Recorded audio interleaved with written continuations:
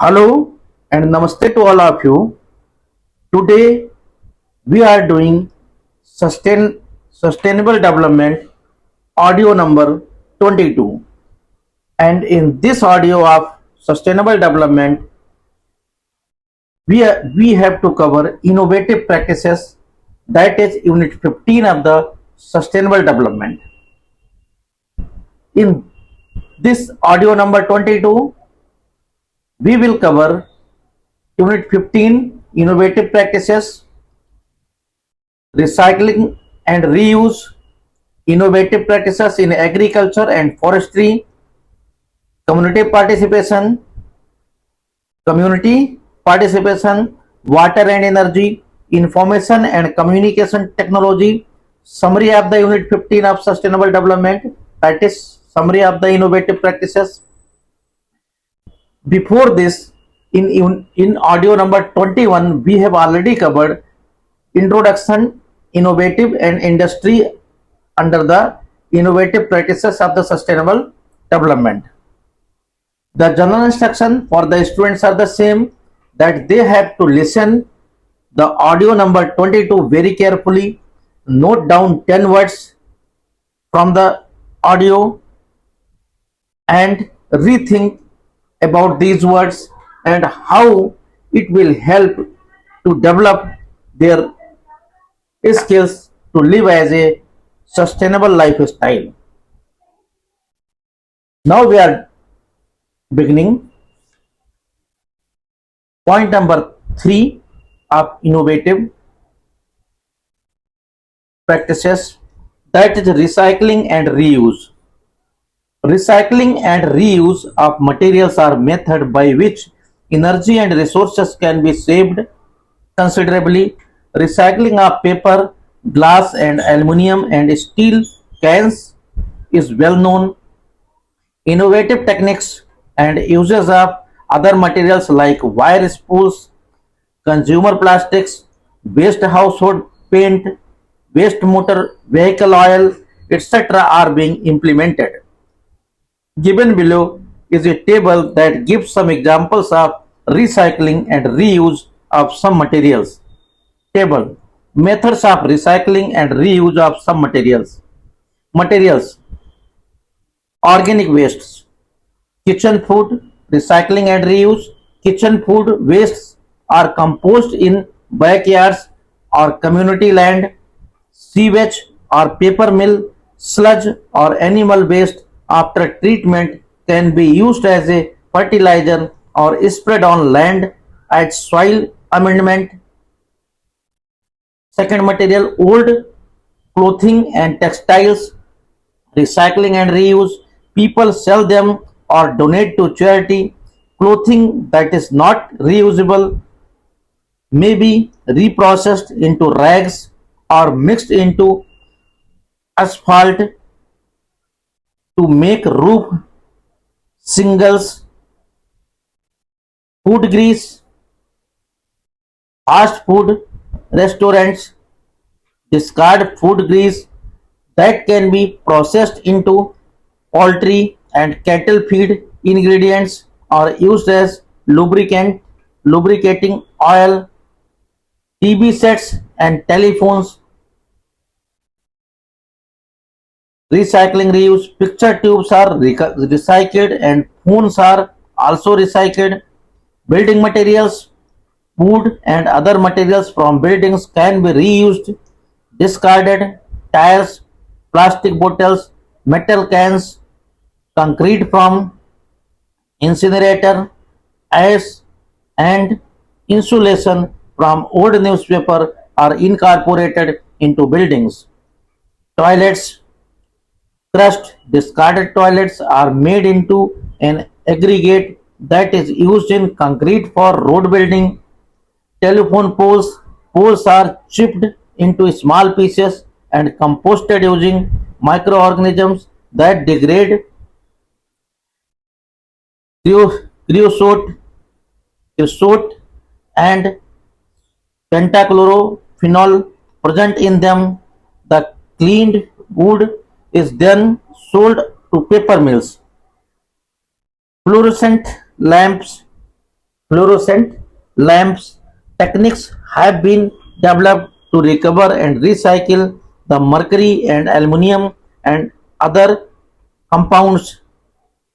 Radioactive materials, the metal from old radioactive used pumps is recycled to new pumps for use within the industry. Point 4. Innovative practices in agriculture and forestry. The economy of the Asian countries is chiefly agrarian.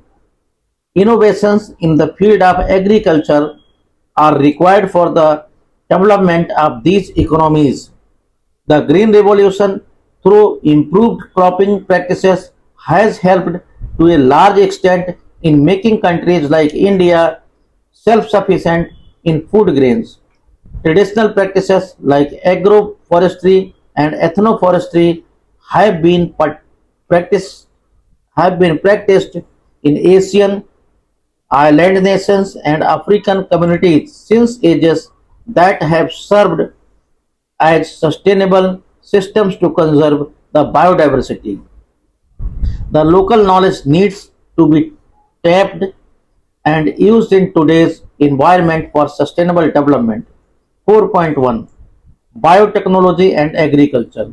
With good agricultural practices, the South Asian countries like India and Bangladesh have become self reliant. Cropping practices like crop rotation and mixed farming, integrated pest management that ensures minimum usage of pesticide, increasing use of biofertilizers, proper irrigation methods and high yielding varieties have ensured that the agricultural land is used sustainably. The role of biotechnology in the development of agriculture is immense. The high-yielding varieties of wheat, rice, pulses, millets, vegetables, and fruits have ensured high yields and low pressure on the land. The scientific community is experimenting with more innovative varieties with the genetically modified GM crops like BT cotton and tomatoes with high shelf life. Experiments are going on to produce vaccines from plants.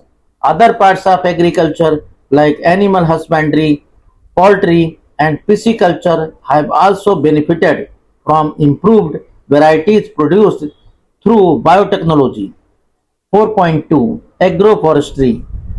Agroforestry or social forestry is a practice where trees and agricultural crops are grown together. This is not a new concept but has been used traditionally all over the world through ages. It is an integrated tree based land use system in which wood, perennials, trees, shrubs, vines, palms, bamboo, etc., are deliberately mixed with agricultural or horticultural pastoral crops and or animal husbandry practices all in the same unit of land. This practice fulfills the needs for food, fuel, fodder, and housing material. It is a form of land use that maximizes the production capacity of the land. In India, multi-purpose tree species like Palas, beauty, beauty monosperma, babul, acacia nilotica, acacia nilotica, arjun,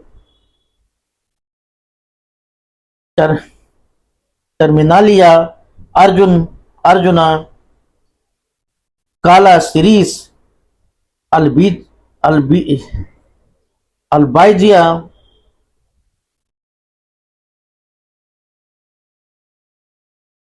albigia, procera, सफेद श्रीस,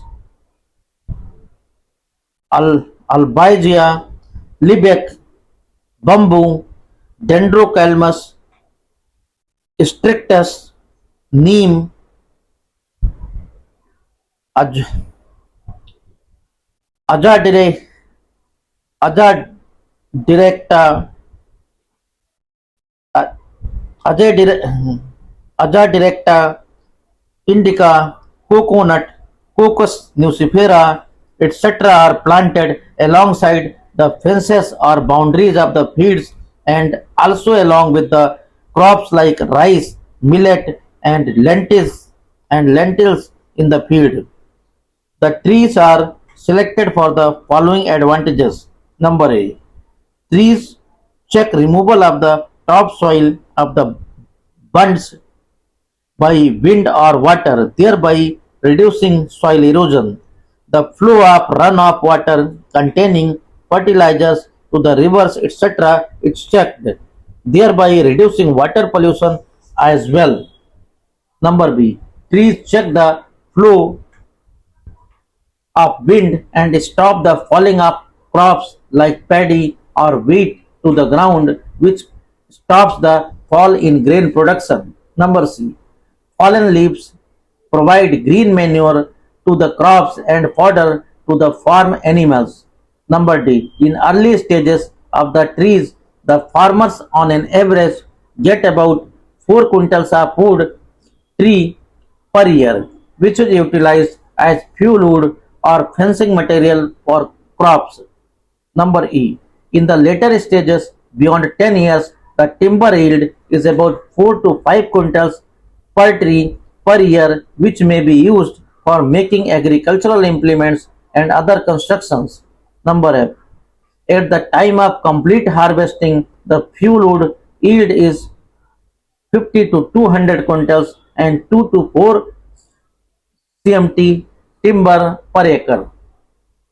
Agroforestry has now earned a distinct identity in India. Besides the above mentioned advantages, agroforestry also serves to maintain the tropical forest resources as it ensures sustained use of the land already under cultivation. This reduces the need to clear more forest areas for cultivation.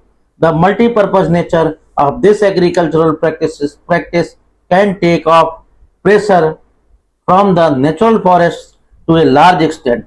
Agroforestry also helps in reclaiming degraded wastelands and forests. Point 4.3. Ethnoforestry. Ethnoforestry is the creation, conservation, management, and utilization of forests by the local or tribal people through traditional practices and folk beliefs. It is area specific and appropriate to that environment. It involves the local knowledge for sustainable forestry and livelihood. The integration of this local knowledge and modern learning has become essential for sustainable development. Traditionally in India, indigenous knowledge about the uses of the local plants, animals, habitats, life history, per cycle, and availability of the resources was passed on from one generation to the next. Local and tribal communities regulated the use of resources by restricting access and enforcing compliance through religious beliefs, rituals, and social convention. These restraints definitely contributed towards the conservation of biodiversity. The management of ecosystems was carried out through sacred sacred groups, sacred ponds, sacred forests, and sacred rivers. The Aravalis, Satpuras, Himalayas, and Shivaliks were widely protected. Individual plant species were conserved and maintained through sacred plants like people, tulsi, mango, bale, etc. Number first, sacred trees. In India, people believe that trees are the manifestations of various gods and attach religious significance to them. They are worshipped as they are believed to harbor village gods and goddesses. Local people never harm or destroy these trees. For example, in Alwar, Rajasthan, Johad sacred ponds support along their bunds. Several people trees that are protected by the village community. Small twigs are taken for fuel, wood, and leaves are used as fodder. The pond water is used for bathing, drinking, and irrigation. Second, sacred groups. These are one of the most important forms of ethnoforestry protection and are found in many parts of Asia and Africa. They are usually located near a temple in villages. The trees of the sacred forests are never cut except when wood is required for the repair of religious buildings or for other special cases. Initially, sacred groups were meant to protect natural forest patches and supported plants and animals under a specific ecological condition. These groups have tremendous economical importance as they harbor various species of known and candidate medicinal plants and other minor non-timber forest produce NTFP like latex, resins, honey, etc. Many groups also provide water for irrigation, bathing, and drinking. Sacred groups thus serve to conserve the genetic resources in situ. In situ. Third, ethno-silvicultural refugia. In an attempt to conserve the Aravallis, ethno-silvicultural refugia were established. These refugia are comparable to sacred groups and are basically nurseries that grow saplings for transplantation by the local community. The plants grown here are multi-purpose in nature like mahua, mango, dates, tamarind, neem, and jamun. These refugia serve the following purposes. Number A. Provide anti-FP and subsistence goods to the people. Number B. Nesting, roosting, and foraging sites to pest controlling birds and wild animals. Number C. Protecting species that offer sites for beehives. Number D. Developing seedling orchards for ethno-silvicultural species. Number E. Sustain essential ecological processes. Point 5. Community participation. The discovery of innovative ideas and their implementation at the community level requires strong and voluntary participation of the people involved.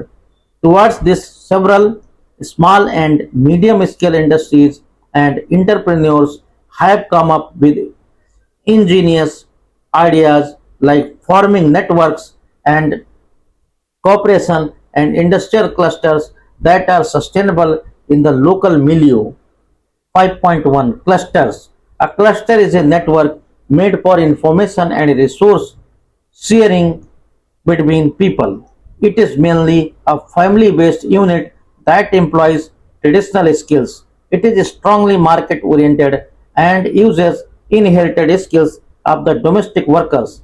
The clustering together to form a cooperative society is known to help small businesses, enterprises to compete in regional and global markets. It is known to upgrade local skills and technology and other capabilities necessary for development.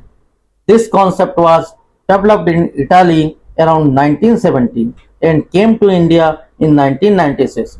Today, there are approximately 2,000 rural and artisan based clusters in India, contributing to around 60% of the country's manufactured exports. In India, there are about 138 major clusters specialized in the industry subsector. Some of them are locks at Aligarh, leather footwear at Agra and Kanpur, cotton hosiery at Calcutta and Delhi, and diamond cutting and policing at Surat. To understand the working of the cluster concept, the example of the diamond processing cluster at Surat, Gujarat is taken below.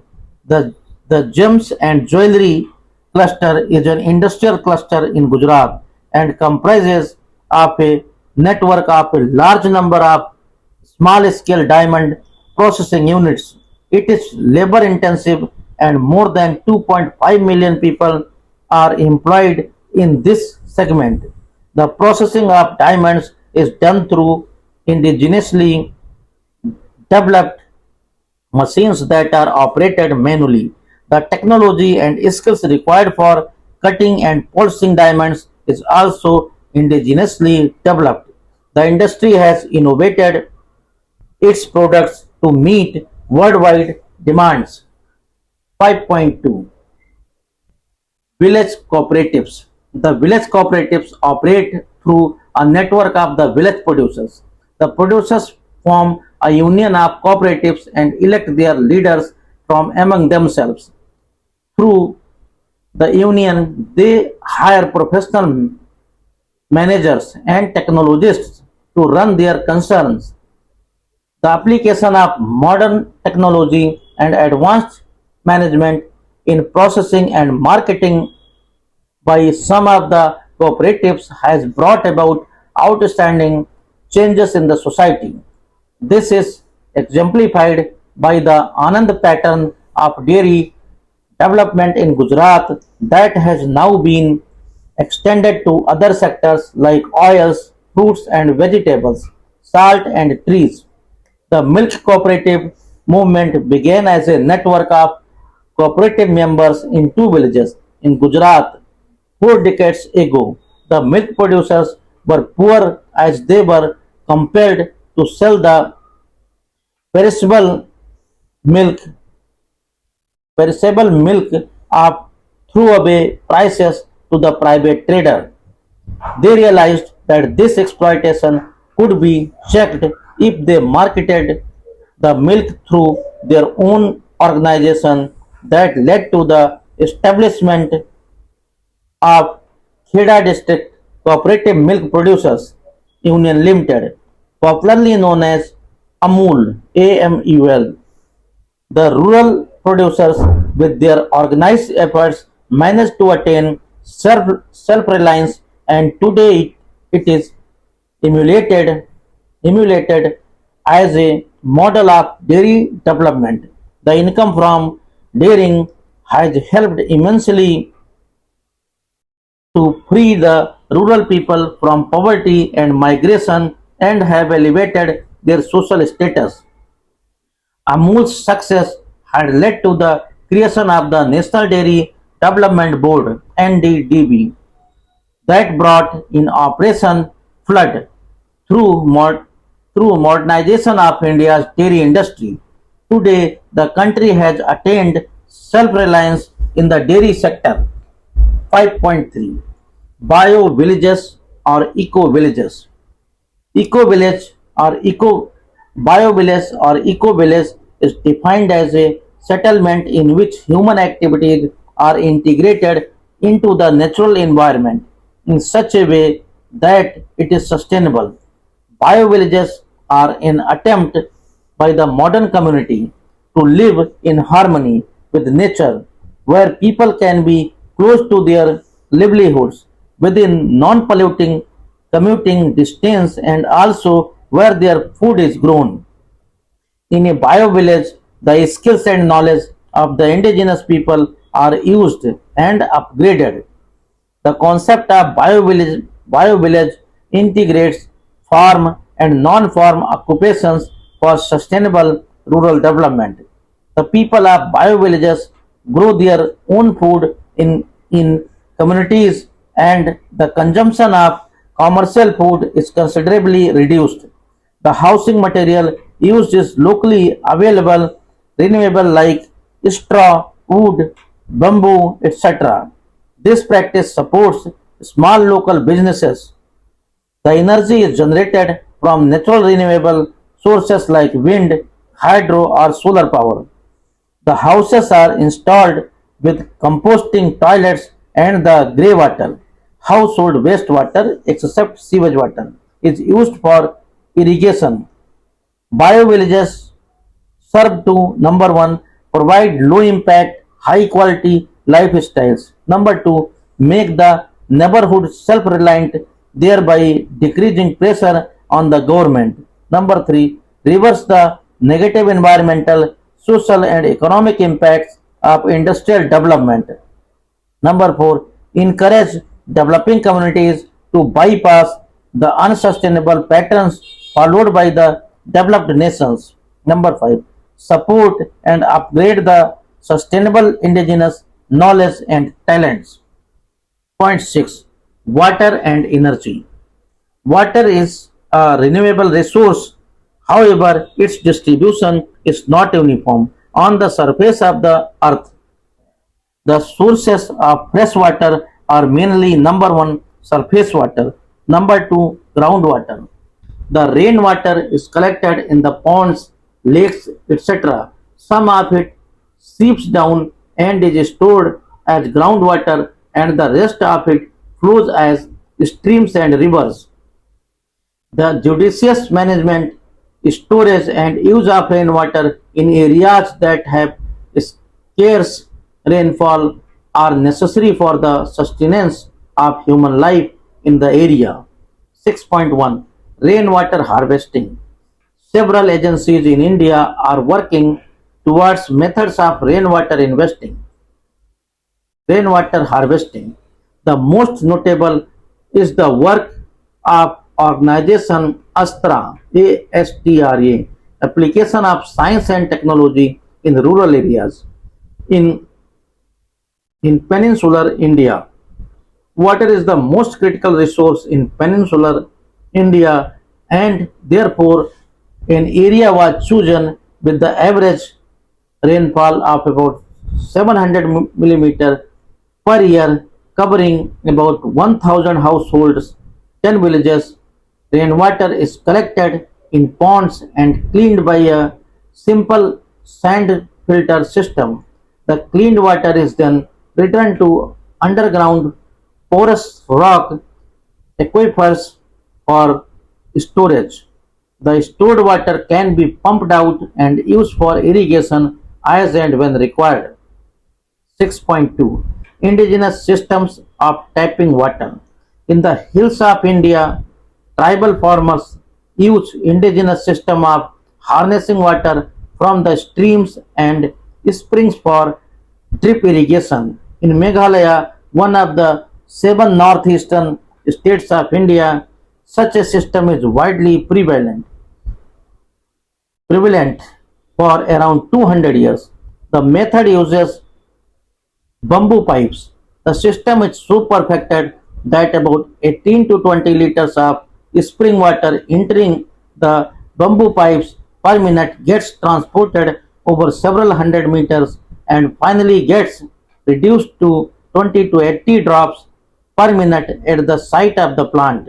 This system is normally used to irrigate betel leaf or black pepper crops planted in areca nut. In areca nut orchards or mixed orchards. The maintenance of the bamboo pipes and supports is done by the farmers who have formed a cooperative. Distribution of water is carried out by diverting water from one field to another at fixed timings. The Spiti area of Himachal Pradesh is a cold desert, but surprisingly, agriculture is its mainstay.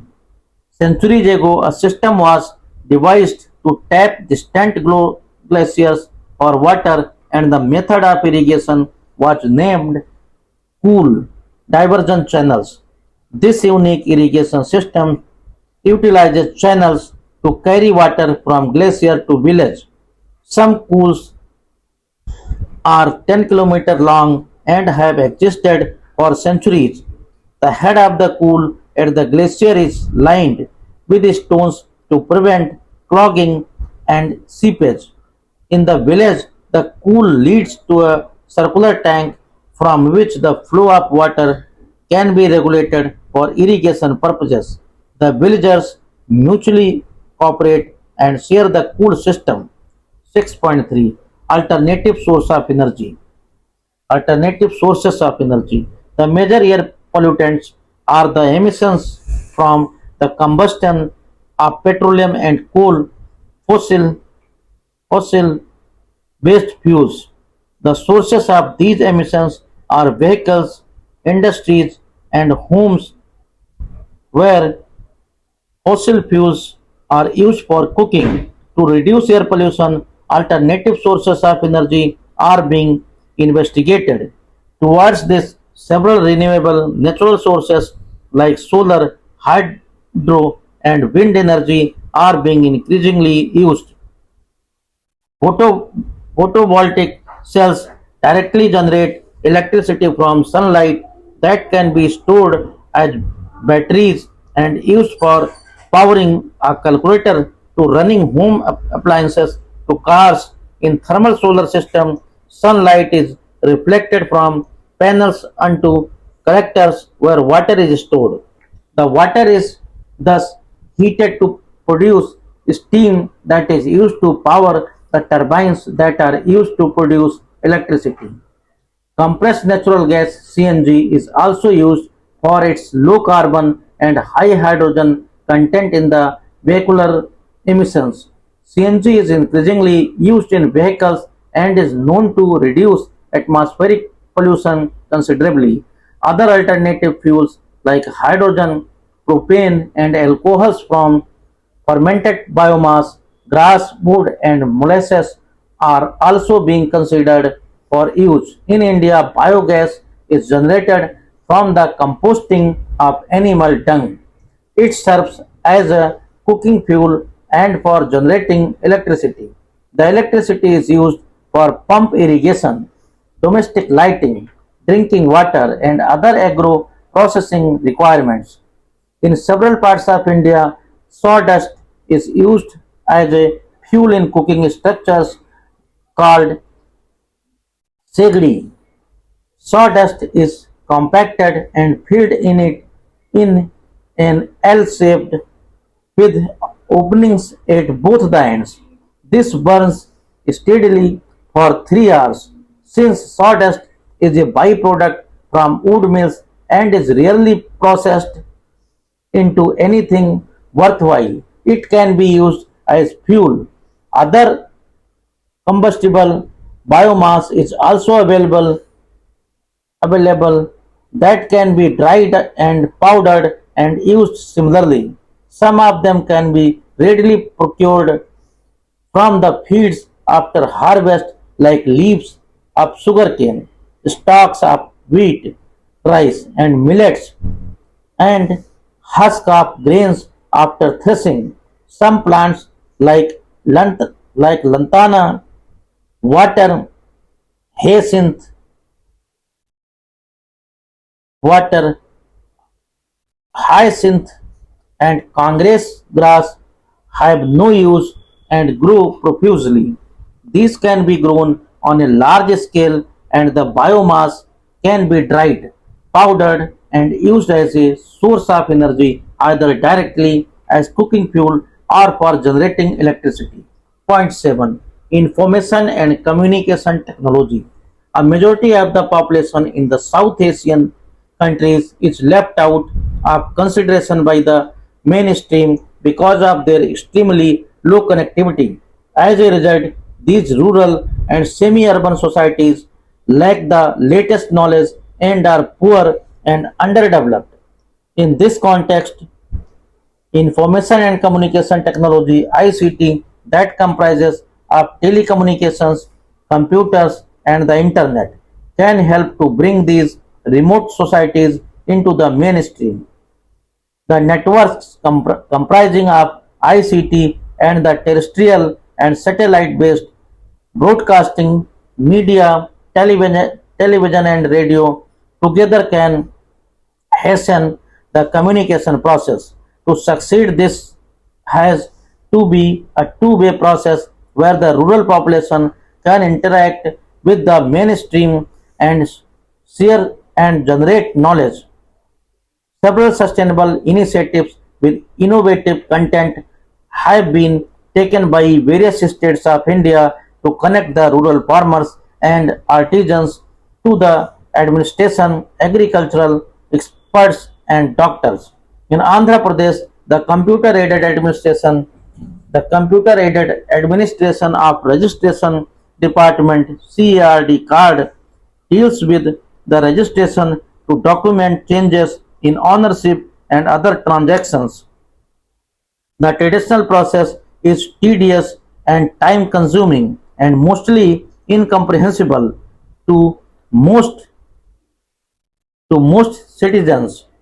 With the implementation of the card project, the time required for the registration process has been sharply reduced. Land registration takes only a few hours as compared to 7 to 15 days. It has prompted the public to pressurize the government to adopt such computerized procedures in other forms of administration.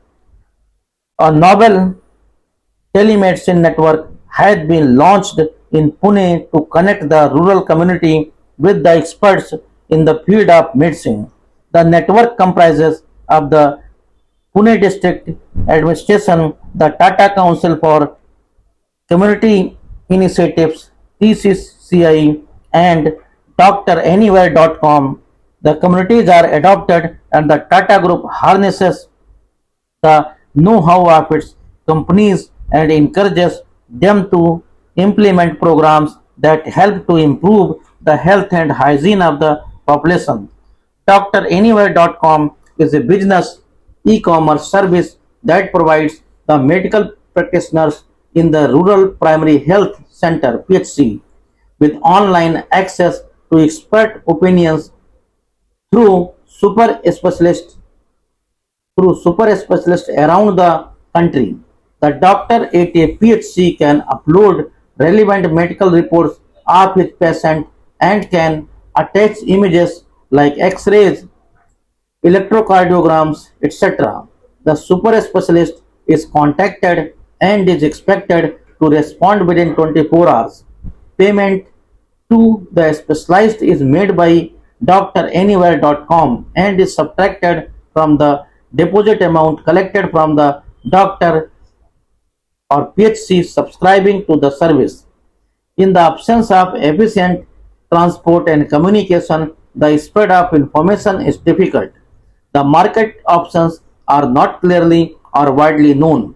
To enable the villagers to demand these facilities, bring jobs into the villages, and bring buyers and sellers together without a middleman.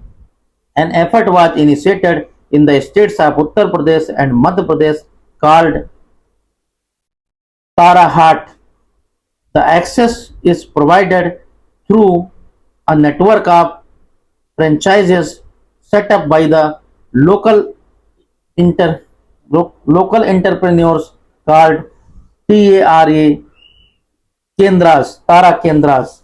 The primary interface is both graphic and voice based to ensure every literate or illiterate person can quickly learn. Hindi and English are the current languages, but other Indian languages are slowly being added to cater to the needs of each region. Taragyan, the most important channel, brings formal educational courses and facilities to the users.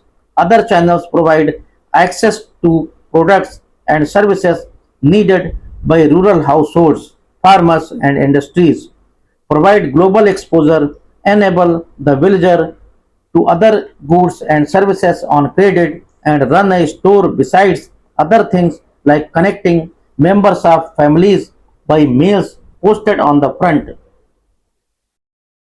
Through these endeavors, the farmer benefits from the timely information on weather forecasts, procurement of loans, agricultural requirements like implements, seeds, etc., and market information. The younger generation benefits from education, entertainment, career counseling, and job opportunities. The family is able to connect to the local and international information, health, matrimonial, and mailing services. Summary of the unit 15. Innovation involves the development and incorporation of a new idea in the established ways of doing things. A new technical idea is incorporated into a commercial product or process and is put in the market, or an idea is developed in the indigenous traditional system and implemented. In several countries, the trends of manufacturing are shifting from standardized products and processes towards sustainable, holistic, and more flexible processes. This concept is rooted in the cultural diversity of the concerned countries. Many developing countries have started looking into their traditional practices with the aim to innovate them to suit the modern needs. These innovative practices, besides being environmentally sustainable, generate employment among the rural youth, thereby improving their quality of life. The developing countries have cheaply artisanal technologies or subaltern technologies that use simple tools, locally available raw materials, and minimum investments, and therefore remain confined to limited markets. Innovation and synergy and between the elite and subaltern systems of technology in the various steps of the production processes is therefore essential. Recycling and reuse of materials are methods by which energy and resources can be saved considerably. Recycling of paper, glass and aluminum and steel cans is well known. Other materials like wire spools, consumer plastics, waste household paint, waste motor vehicle, oil, etc. are also being inno- innovatively recycled and reused. Innovations in the field of agriculture are required for the development of the Asian agrarian economies. The Green Revolution, through improved cropping practices, has helped to a large extent in making countries like India self sufficient in food grains. Traditional practices like agroforestry and ethnoforestry have been practiced in Asian and African communities since ages that have served as sustainable systems to conserve the biodiversity. Agroforestry or social forestry is a practice where trees and agricultural crops are grown together combined with animal husbandry practices. Ethnoforestry is the creation, conservation, management, and utilization of forests by the local or tribal people through traditional practices and folk beliefs. These are age old traditional practices that are sustainable and fulfill the needs for food, fuel, fodder, and housing material. The combination of this traditional knowledge with modern techniques is required to efficiently and sustainably use the methods. The innovative idea of forming networks and cooperation and industrial clusters that are sustainable in the local milieu has brought out the self-sufficiency of many communities and has improved the quality of life. The concept of biovillage is another innovative attempt by the modern community to live in harmony with nature where people can be close to their livelihoods within non-polluting commuting distance and also where their food is grown. Information and communication technology ICT that comprises of telecommunications, computers and the internet combined with the broadcasting media can help to connect the remote and underdeveloped societies into the mainstream. Several projects have shown promotes promising results towards the improvement in the rural lifestyle by providing the farmers the information on weather, availability of loans and implements and broader markets. The doctors of the rural areas with meager resources are connected to the super specialists in big cities via the internet with whom they can consult. The rural families can connect with the local and international information and gain immensely from it and the youth can get better education and job opportunities. Unit 16. Unit 16 we will do in our next audio.